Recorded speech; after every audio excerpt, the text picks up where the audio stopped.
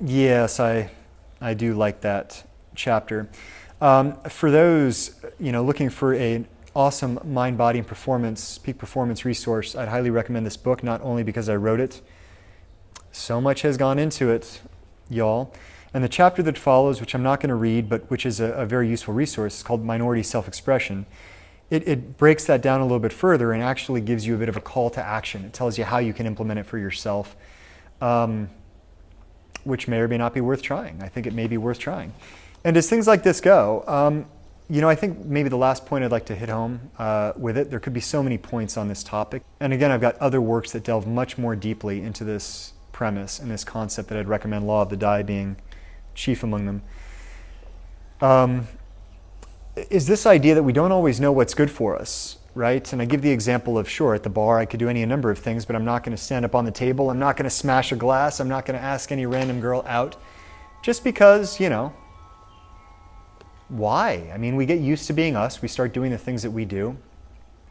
But this is the challenge, and doing you most of the time, doing the things that you think you want to have most of the time, well, if you are in love with life and full of passion and everything is right in the world, hey, I got nothing to say to you.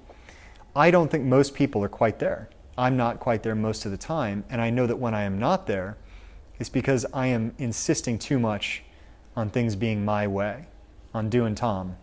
And big surprise, I don't know everything. I don't know enough to choose everything that will make me happy in life, like most of us.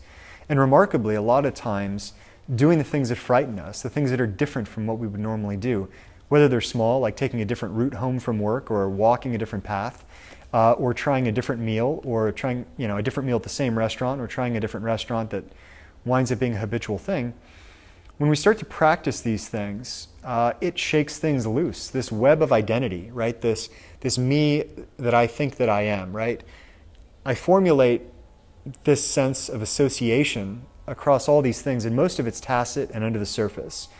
A quick example is when people do things like free association, right? Where you name a word and then you just start whatever that brings to mind. So I might say table, I might say brown, I might say cow poop, I might say cow, I might say grass. And without even taking a second, green, and you could just frog. You could just roll on for an hour where one word triggers another word, and what you start to see is your unconscious associations that are lying behind all of your experience, your judgments of your experience.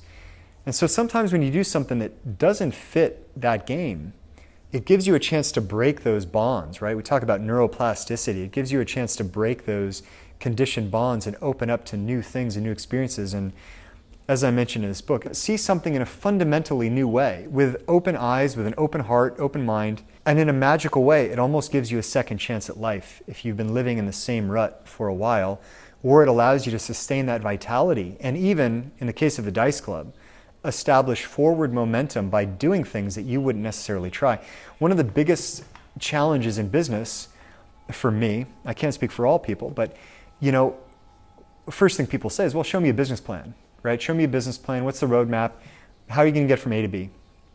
You got to have something laid down, no doubt, right? But I've seen this so many times amongst clients who are entrepreneurs, conversations with other business persons, where we get very fixed and we believe that we have the answer and we've got to insist on it. But at some point, something might not be working, right? We're hitting the wall and we're doing the same thing, but hey, we're executing on the plan and it's just not working. So some people say, oh, well, it's just bad luck or it's fate. A lot of times we gravitate toward that easy excuse and say, oh, well, it was a circumstance outside of my control.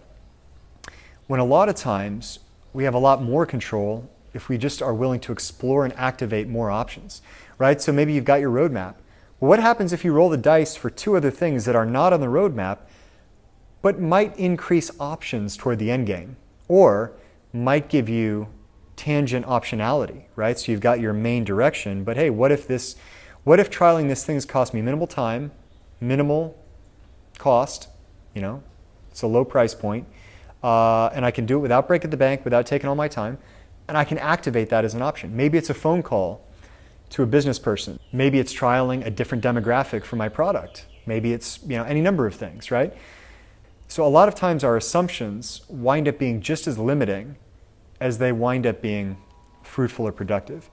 And I think that, once we really start to embrace that, it can be a workhorse of a perspective. We can do a lot with it, as I hope that chapter has demonstrated a little bit.